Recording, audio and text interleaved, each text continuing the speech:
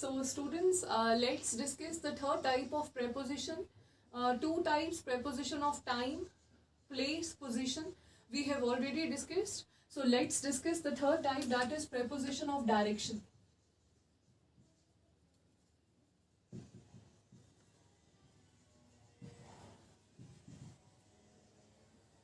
So in preposition of direction, we are going to discuss few words, few prepositions which are really very important according to your examination point of view, and जिनमें mostly जो students हैं वो confuse होते हैं. So let's see the first one.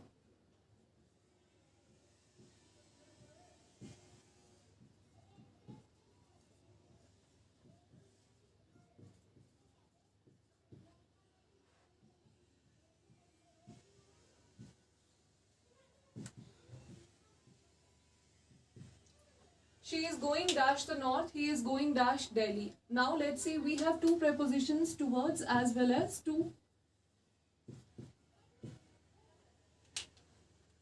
वो कहाँ जा रही है? नॉर्थ में. इट मीन्स नॉर्थ क्या है? डायरेक्शन है. साउथ क्या है? डायरेक्शन है. ईस्ट एंड वेस्ट हमारी क्या है? डायरेक्शंस है.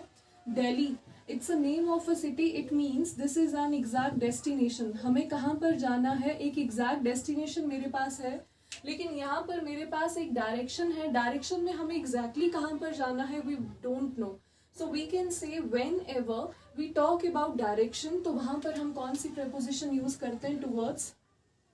ही is going towards the north. And जब भी डेस्टिनेशन की बात होती है तब हम कौन सा preposition को यूज करेंगे? To. He is going to Delhi, she is going towards the north. Now see confusing sentences जो आपके एग्जाम में पूछे जाते हैं.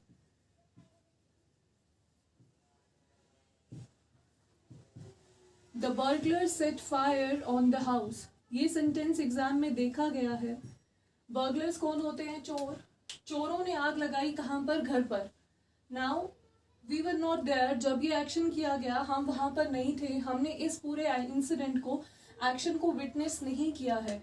It means we don't know कि जो आग है वो घर के ऊपर लगी है, घर के अंदर लगी है, घर के बाहर लगी है, कहाँ पर इन्होंने इस एक्शन को टेक प्लेस किया था.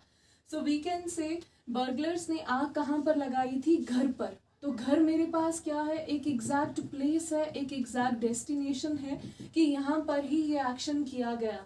सो whenever there is an exact place और a destination where we know कि यहाँ पर ही एक्शन किया गया है, तो हम क्या लिखते हैं? The burglar set fire to the house. Not on, not in, not at. Same example. She was admitted in the hospital when she met a serious accident.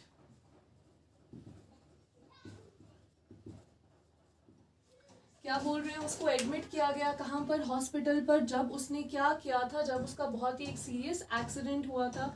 It means उसको हॉस्पिटलाइज किया गया, तो उसके पास एक एग्जैक्ट प्लेस है. कहाँ पर admit किया गया? Hospital. So again we have an exact place और डेस्टिनेशन, तो क्या लिखेंगे? She was admitted to the hospital. Clear? चलिए let's move to the next once.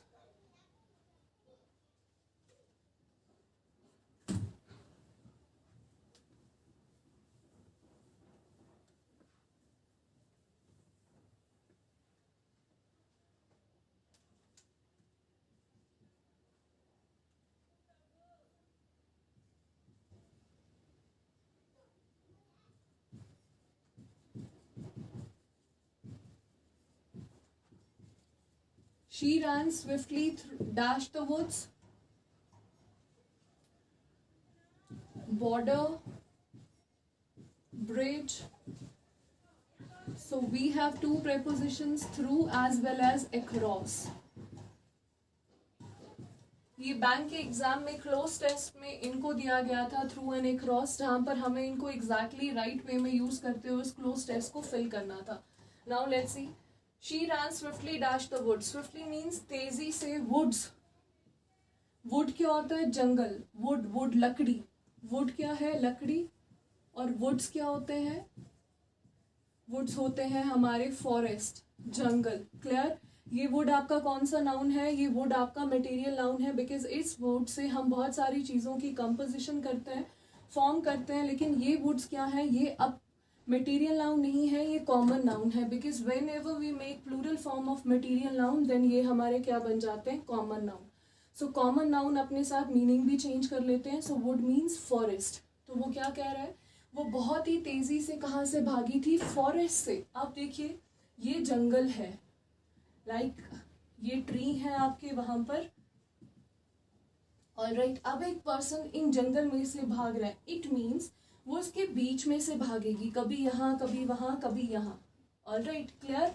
अगर फॉरेस्ट है तो वो एक लाइन में है, बीच में कोई पेड़ यहाँ हो सकता है, यहाँ पर हो सकता है। जब भी आप एक्शन किसी के इनसाइड से करते हैं, उसके बीच में से होकर निकलते हैं, तब हम क्या यूज करते हैं, through. She ran swiftly through the woods, woods के अंदर में से, फॉरेस्ट में से वो तेज भागी थी। नाउ इन सेंटेंसेस में आते हैं बॉर्डर और ब्रिज। इनसे पहले हम क्या यूज करेंगे, बॉर्डर। देखिए ये बॉर्डर है, ये बॉर्डर है, इट मीन्स बाउंड्रीज है, क्लियर बाउंड्रीज है। बॉर्डर में हमें बाउंड्री सेट करके दी जाती है, it means that we are not suppose to cross that boundaries, clear. Bridge, bridge again means with clear boundaries, because हम ब्रिज के बीच में से तो निकल कर नहीं आ सकते, अगर निकल कर आएंगे तो हम डूब जाएंगे। सो बॉर्डर के बीच में से अगर हम निकलेंगे, डेफिनेटली विल गेट शॉर्ट, तो हमारी वहां पर ही डेथ हो जाएगी। सो ये दोनों इंसिडेंट्स के बीच में से निकलना पॉसिबल नहीं है। सो जब भी ऐसा कोई सेंटेंस आता है तो वहां पर हम क्या लिखेंगे, across border, across bridge, clear. चलिए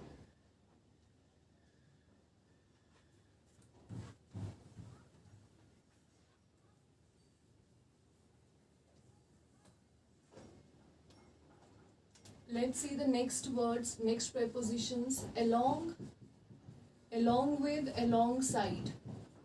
Many times you have seen these prepositions, but confusion होती है। along, along with, alongside में difference क्या है। along means साथ में, along with भी कह रहा है साथ में, alongside हुआ हमारे साथ में। so at one point इन तीनों का meaning क्या रहता है, same.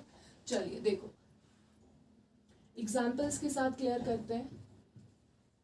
There were lot many shops dash the main street.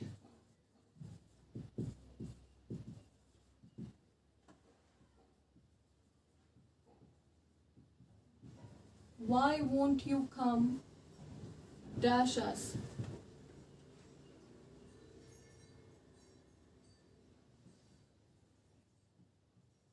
Park your bike dash me.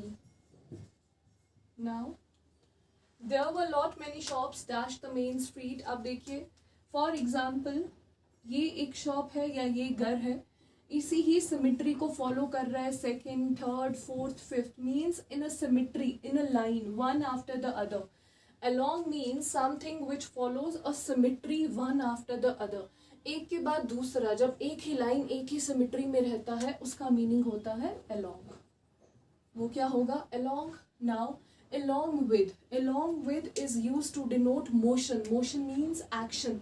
along with किसको डिनोट करेगा, मोशन को। हमारे साथ अगर कोई एक्शन हो रहा है, ह्यूमन बींग्स के लिए एक्शन हो रहा है।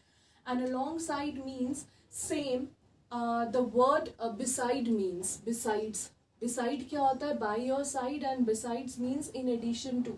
so alongside means by your side, आपकी साइड पे। एंड along with किसके लिए यूज हुआ, एक्शन के लिए, मोशन के लिए। और along means when something follows a symmetry, a line one after the other। now let's come to these sentences। there were lot many shops, बहुत सारी shops थी, एक के बाद एक। कहाँ पर, मेन स्ट्रीट में। अगर स्ट्रीट है तो इट मीन्स उसने सिमिट्री और लाइन को फॉलो किया है, तो हम क्या लिखेंगे, along the main street। Why won't you come dash us? तुम हमारे साथ क्यों नहीं आ रहे हो। अगर तुम हमारे साथ नहीं आ रहे हो, इट मीन्स ये यूज किया ह्यूमन बीइंग के लिए, मोशन के लिए, एक्शन के लिए। Last one, park your bike dash मी, अपने बाइक को मेरी बाइक के साथ लगा दो। तो ये क्या हो गया, along साइड में, क्लियर। सो ये थे आपके preposition of direction.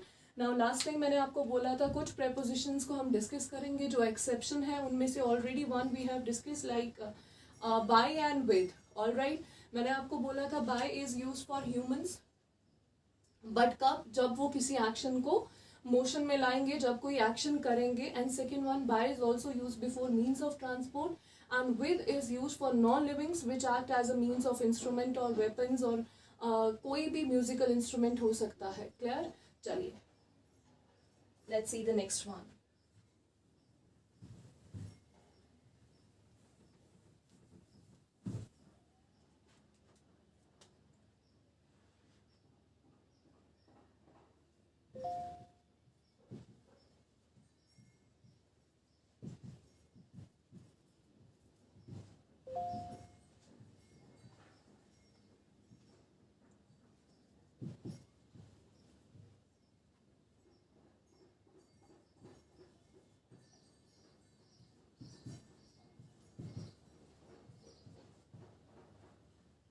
Again, two prepositions, of, o double f of. Then what is the difference between these two prepositions? She took dash his jacket. Took means उतारना. उसने अपनी जैकेट को क्या कर दिया है? उतार दिया है, रिमूव कर दिया है, बॉडी से अलग हो चुकी है. सो अब यहाँ पर हम कौन सा ऑफ लिखेंगे? ओ एफ ऑफ और O double F off. One more sentence. She is a friend dash mine. चलिए पहले इसको डिस्कस करते हैं. She is a friend dash mine. वो मेरी फ्रेंड है. वो फ्रेंड है किसकी? मेरी. अगर मेरी कोई फ्रेंड है, इट मीन्स वो किसकी बिलोंगिंगनेस हुई? मेरी. वो किसको बिलोंग करती है? मुझे. वो पोजीशन भी किसकी हुई? मेरी. So o F of denotes position. O F of denotes belongingness. तो क्या लिखेंगे? She is a friend of mine. वो मेरी फ्रेंड है. Clear? Whenever an object get separated, जब भी ऑब्जेक्ट सेपरेट हो जाता है, आपकी बॉडी से अलग हो जाता है या किसी और चीज से सेपरेट हो जाएगा, तब हम वहां पर क्या लिखते हैं?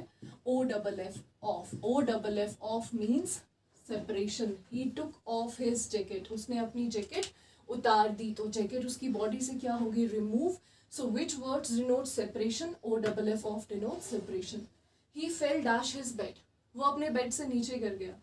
अगर वो अपने बेड से नीचे गिरा, इट मीन्स उसकी उससे बेड से क्या हो गई? सेपरेशन. तो यहाँ पर भी क्या लिखेंगे? He fell off his bed. Now interesting one, they fell dash the terrace. वो टेरेस से गिर गए. बहुत सारे स्टूडेंट्स यहाँ पर भी बोलते हैं they fell off the terrace. But अगर मैं आपको बोलूँ they fell from the terrace, कौन सा करेक्ट है? Which one is the most appropriate? They fell from the terrace, they fell off the terrace. यहाँ पर उसने क्या रिमूव किया है? जैकेट. यहाँ पर वो किससे सेपरेट हो रहा है? बेड से. इट मीन्स जैकेट उसकी पोजेशन है, उसकी बिलोंगिंगनेस है, उसने पहनी है. अभी बेड पर वो लेटा हुआ है. अभी ये जो सेपरेशन है ये सेल्फ थिंग्स से है, और वो थिंग्स जिन पे आप अभी अपना एक्शन कर रहे हो जो बिल्कुल भी डिस्टेंस में नहीं है. अब मैंने ये दुपट्टा वेयर किया, इट मीन्स कि मेरी बॉडी के साथ अभी कंटैक्ट में है, डिस्टेंस में नहीं है. बेड पे अभी मैं बैठी हूँ तो डिस्टेंस ज़्यादा नहीं है. अगर कोई पर्सन टेरेस से गिरता है, अगर वो टेरेस से गिरता है, तो इट मीन्स टेरेस और उस पर्सन में फिर डिस्टेंस बहुत ही ज़्यादा हो जाएगा. So whenever there is a separation from a long distance, तो वहाँ पर हम क्या लिखते हैं? He fell from the terrace. Or otherwise separation is from your possessive things, or from a shorter distance, then we can write O double F off. Otherwise from a long distance, from, and OF off denotes possession. Clear?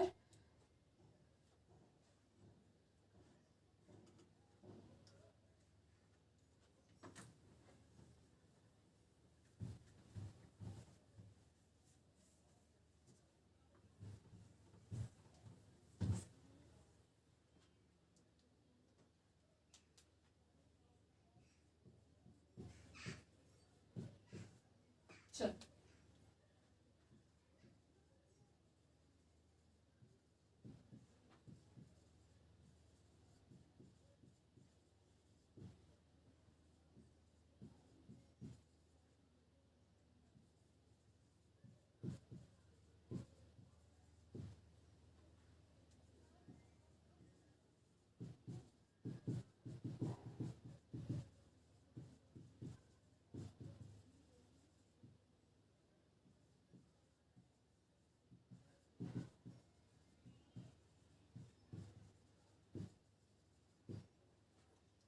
in, into, on, upon. Difference. The doll is dash the cupboard. Doll कहाँ पर है? Doll cupboard के अंदर है. अब ये cupboard है, suppose कीजिए ये डॉल है। डॉल अगर कबर्ड के अंदर है तो इट मीन्स डॉल हमारा क्या है, नॉन लिविंग ऑब्जेक्ट। तो non living object can't move, तो इट मीन्स ये ऑब्जेक्ट हमारा किस में रहेगा, ये ऑब्जेक्ट रेस्ट पे होगा अंदर। कबर्ड में है तो वो उसमें रेस्ट में ही होगा। Ball is in the table, ball table के अंदर है, नॉन लिविंग है, मूवमेंट नहीं होगी तो वो भी रेस्ट में ही रहेगा। So whenever an object which is placed inside something else and is in rest, तो वहां पर हम क्या लिखते हैं, कौन सी preposition, in. The doll is in the cupboard. जब भी कोई ऑब्जेक्ट किसी के अंदर हो और वो रेस्ट में हो। The boys fail dash the well, boys किस में गिर गए थे, बॉयज गिर गए थे वेल में। अब सपोज कीजिए ये एक वेल है, अब यहाँ से लड़के गिर रहे हैं, इट मीन्स यहाँ पर क्या हो रहा है, मोशन। ये किसको डिनोट कर रहा है, एक्शन को। सो जब भी एक्शन होगा इनसाइड समथिंग एल्स, बॉयज किसके अंदर गिर रहे हैं, वेल के अंदर।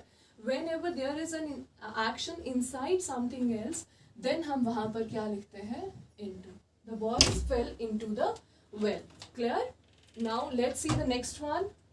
The cat is sitting dash the table, cat कहाँ पर बैठी है, कैट टेबल के ऊपर बैठी है। इनसाइड भी हो सकता है, डाउन भी हो सकता है, टेबल के ऊपर बैठी है। क्लियर? सो इट मीन्स ये टेबल है, ये सपोज कीजिए ये कैट इसके ऊपर बैठी है। क्लियर? अब ये कैट इसके ऊपर बैठी है, इट मीन्स कैट वहां पर रेस्ट पर है। अगर एक पर्सन बेड पे है तो इट मीन्स वो बेड पर ही है, उसका कोई एक्शन नहीं हो रहा, वो नीचे नहीं आ रहा, बाहर नहीं जा रहा। सो whenever an object is above something else and is on rest, तो वहां पर हम कौन सा preposition यूज करेंगे, on। The cat jumped dash the man, now see jumped, jump ने क्या बता दिया, क्या हो गया, मोशन। फेल ने क्या बताया था, क्या हो रहा था, मोशन, एक्शन। कैट ने किस पे जंप किया, कैट ने जंप किया मैन पे। इट मीन्स यहाँ पर भी क्या हुआ, मोशन, यहाँ पर भी क्या हुआ, motion, action. Then what is the difference, this action take place inside something else, but अगर इस एक्शन की बात करें तो ये एक्शन टेक प्लेस कर रहा है over something else. It means cat ने किस पर जंप किया, मैन के ऊपर। So whenever an action which take place over something else, हम कौन सी प्रेपोजिशन को यूज करते हैं, preposition upon.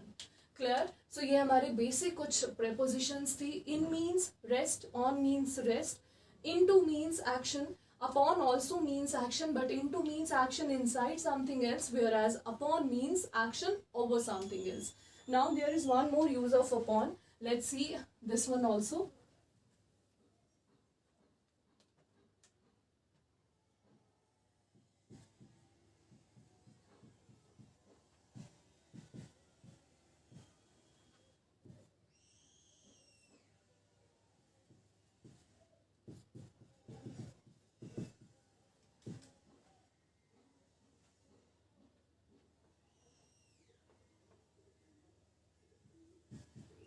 It is based dash to principles. ये जो फॉर्मूला है या ये जो रूल है, ये किस पर डिपेंड है, ये इन टू प्रिंसिपल्स पर डिपेंड है।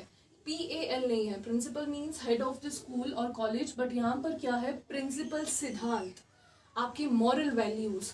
सो ये प्रिंसिपल्स हमारे कौन से नाउन हैं, ये प्रिंसिपल एब्स्ट्रैक्ट नाउन्स हैं, that which can't be seen, जिनको हम देख नहीं सकते, टच नहीं कर सकते, बट हाँ किसी पर्सन के एक्शन से हम उसके मॉरल वैल्यूज को फील कर सकते हैं। सो जब भी हम एब्स्ट्रैक्ट नाउन्स की बात करेंगे जिन पे कोई चीज बेस्ड होगी, तब भी हम कौन सा प्रेपोजिशन यूज करते हैं, प्रेपोजिशन अपॉन। ऑलराइट, चलिए ये तो थे स्टूडेंट्स आपका topic preposition. Now let's C one of the most important parts of preposition, that is omissions. क्या सेंटेंसेस रहते हैं जहां पर हम प्रेपोजिशन को यूज ही नहीं करते।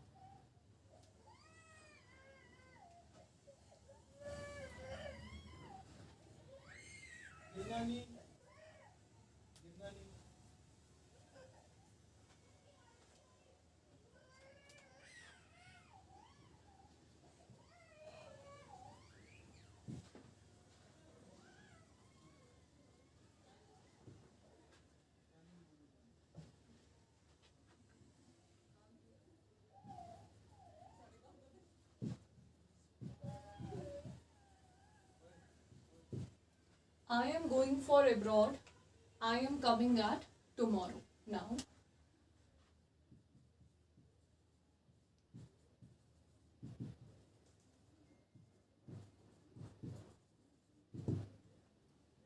I am going for abroad.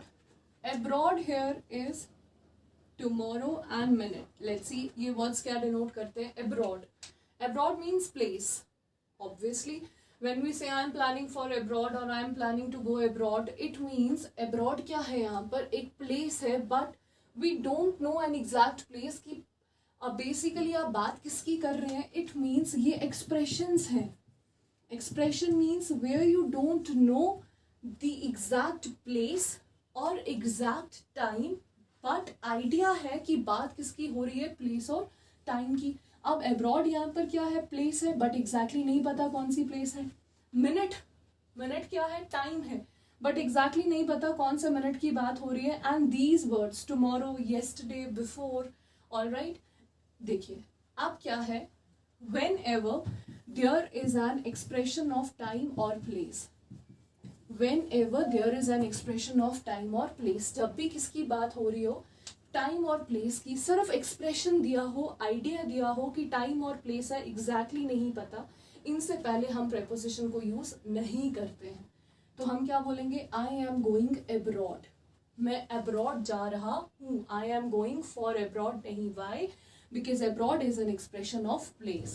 I am coming at tomorrow नहीं, I am coming tomorrow. In word से पहले preposition को यूज नहीं किया जाता है. Please wait a minute for, please wait for a minute नहीं होता, please wait a minute होता है. Why? because this is an expression of time. Clear? So first omission क्या है, preposition is not used before the expression of time and place. Now let's see the second omission of preposition.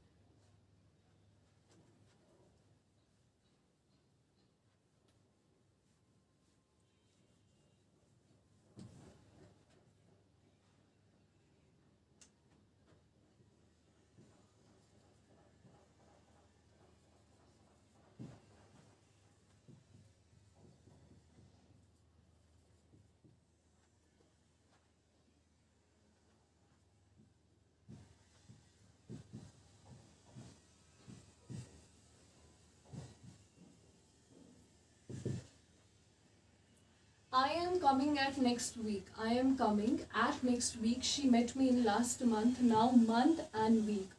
Again expression of time. Week means last week की बात हुई, next week, last month. तो ये भी कौन सा expression of time के, but these expression of time are preceded by, इनसे पहले क्या लगा है, ये words, next, last, this, that. All these words are known as qualifying words. In words को हम क्या बोलते हैं, क्वालिफाइंग वर्ड्स. ये क्वालिफाई करते हैं कि एक्सप्रेशन ऑफ टाइम में आप कौन से टाइम की बात करोगे, आने वाले टाइम की या जो टाइम ऑलरेडी हो चुका है. So we can say qualifying, if your expression of time और place is preceded by qualifying words, then इसके साथ भी हम प्रेपोजिशन को यूज नहीं करते हैं. तो क्या होगा, I am coming next week, she met me last month. Clear? चलिए let's see the last one.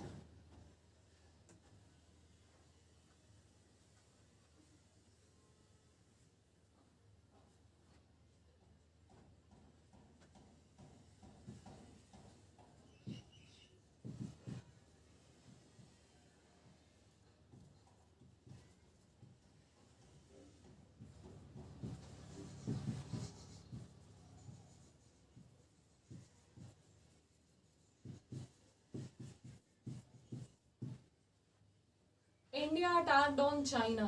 India ने किस पे अटैक किया, चाइना पे. Attack itself means when you attack on somebody else. हम खुद पर अटैक तो नहीं करते, अटैक खुद में ही बता देता है कि ये एक्शन किसी और के लिए किया जा रहा है, किसी के ऊपर किया जाएगा, खुद पर ये एक्शन नहीं किया जाएगा. सो इसको इस प्रेपोजिशन की जरूरत नहीं है. So these words don't agree with any of the prepositions. Next word, China invaded on India. Invaded on नहीं, China invaded India. So let's see कौन कौन से वर्ड्स हैं जिनके साथ हम प्रेपोजिशन को यूज नहीं करते हैं. देखिए, comprise, resemble, attacked, invaded, violate, etc. ठीक है, these words don't agree with any of the prepositions. I hope ये आपको clear है. And one more thing जो मैंने already आपके साथ discuss की है, tomorrow, yesterday, इन वर्ड्स के साथ भी हम preposition को यूज नहीं करते हैं. So student, this is all about your topic preposition. I hope this topic is clear to you. Now we left with a few topics of your grammar portion. The next topic which we are going to cover in the next session will be your models, जिसको modals भी बोलते हैं, no doubt. So उस topic को cover करेंगे. And after that we will switch to the descriptive और rest of the जितना भी पोर्शंस है हमारे इंग्लिश का, लाइक योर नरेशंस हैं, आपके रीडिंग कॉम्प्रीहेंशंस हैं, रीअरेंजमेंट ऑफ सेंटेंसेस हैं. These topics play very very important role because we don't know grammar portion में से कौन से टॉपिक को लेकर आपको एरर पूछे जाएंगे एग्जाम में, but undoubtedly topics like reading comprehensions, rearrangement, उनसे डेफिनेटली आपको जो है वो एग्जाम में आता ही आता है. Passage will be there, plus your reading comprehension will definitely be there. So हम क्या करेंगे, one by one we will see few tricks. क्या ट्रिक्स हैं जिनकी हेल्प से हम रीडिंग कॉम्प्रीहेंशन को विदाउट वेस्टिंग मच टाइम उसको हम क्लियर कर सकें, जिससे हमारे आंसर्स बिल्कुल एक्यूरेट हों. प्लस रीअरेंजमेंट की क्या ट्रिक्स रहती हैं सो डैट हम उनको देखते ही क्लियर कर सकें कि यही हमारा फर्स्ट सेंटेंस होगा पैसेज में. All right, so this is all from my side for today. So let's meet in the next session. Thank you everyone.